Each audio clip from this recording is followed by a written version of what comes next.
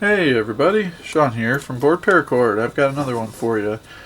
This one is called the threaded needle, and I'll show you why once I get started and I have the pattern going so you can kind of see what it is. I have 5 feet of turquoise and 5 feet of rust, which is kind of like a reddish brown color.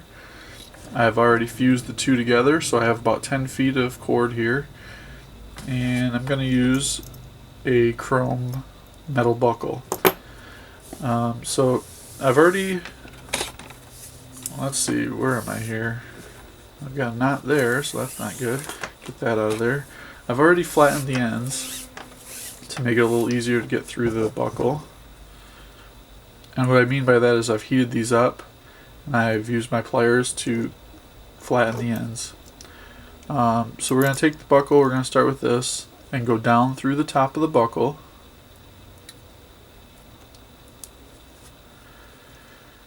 And then we're going to open this up, reach through, and pull everything through. And I've had a couple people tell me that there's an easier way to do this, which there is an easier way to do it if you're using one color. However, if you're using if you're using two colors, the part that you fuse, you can't get to go down through the buckle very easily like that. So, yes, there is an easier way, but if you can't get the fuse section to go through the buckle, then it doesn't work quite right. And I need this to come through here, or this isn't going to work. There we go. Alright, so I want the fuse section to go through the buckle. That way it's on the inside part of the bracelet so you don't see it at all. Alright, so this is our cow's hitch. Put that on there. Okay, then we're going to flip the buckle over. Pull all the paracord through your fingers, and what this does is it gets rid of all the twists that you might have, and then flip your buckle back over, and if you don't spin your buckle at all, you just put the paracord up through there, there shouldn't be any twisting of your paracord. Pull this through, get that out of there. And there you go. So this is our basic shape of the bracelet. We've got 2 loops here because there's 2 cords inside. Now we're going to open this up. And this is where we're going to set our length. So what you want to do is when you measure your wrist, where am I here? Okay, there we go. You want to measure your wrist and then set that, basically you're going to measure from this ledge here all the way up.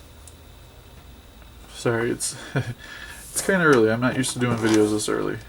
I think I'm gonna go about that long right there. So we'll bring 1 cord off to the left and 1 off to the right.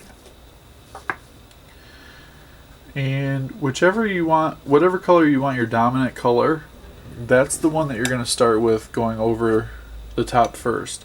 This is just a basic Solomon variation. So I think what I want to do for my main color, I want my main color to be rust. So we're going to start by going over the top. So over the 2 center strands with it. Create a loop on the right.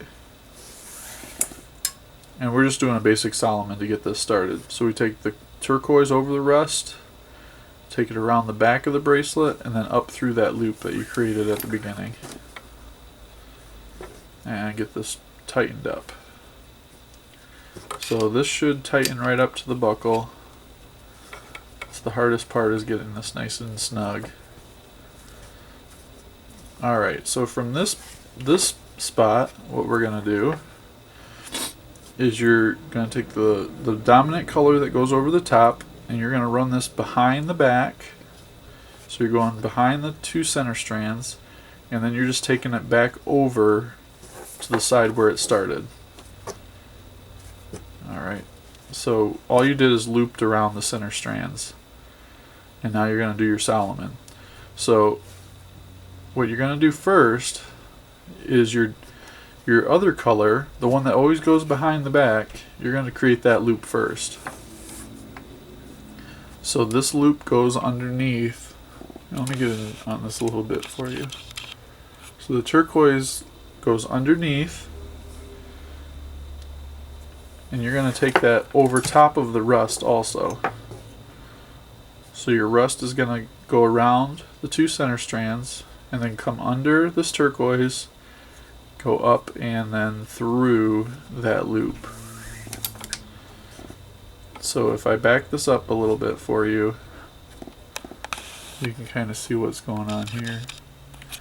So basically you've wrapped your rust around the center, then you make your loop for the turquoise, take it under the center, then you take your rust under the turquoise, over the center, and through that loop.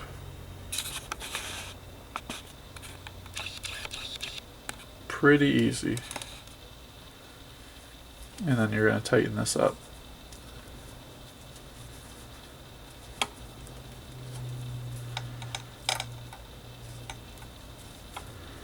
I'm going to do a couple more here.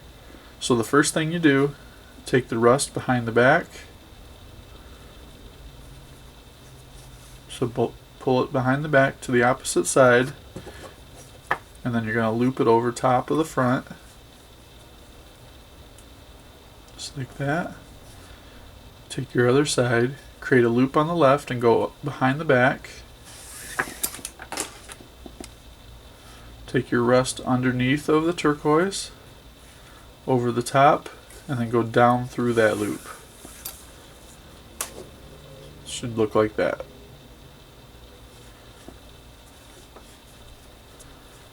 When it's all finished, it does look like a Solomon still, just with a slight variation. And there we go.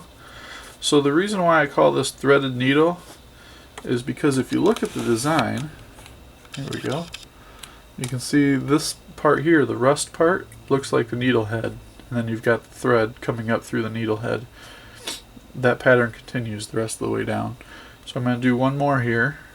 So we're going to take the rust behind the back, over the middle, get that a little tight, create your loop, and I like to pinch it right here just to hold that loop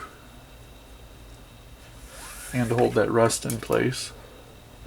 Take your rust underneath of the turquoise, over the top, and down through that loop.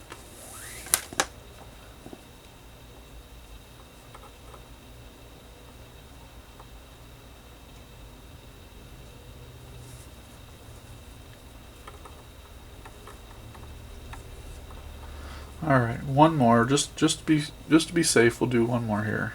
So we'll go around,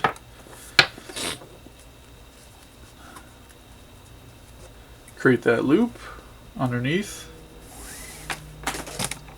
reach under, grab the rust, take it over top, and go through, oops, sorry about that, go through the loop. It's out of frame. It's hard to stay into frame when you're zoomed in like I am right now.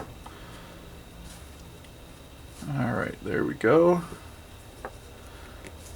This looks a lot like the Sidewinder that I did. I'm going to have to check the Sidewinder and see if it's the same, but I'm pretty sure that I did that last night. Alright, well I'm going to finish this on up and I will be back. Okay, so I'm down to the bottom now and got enough room for just one more pass at this. So we're going to get this knocked out and then I'll burn the ends and show you how to finish up your bracelet.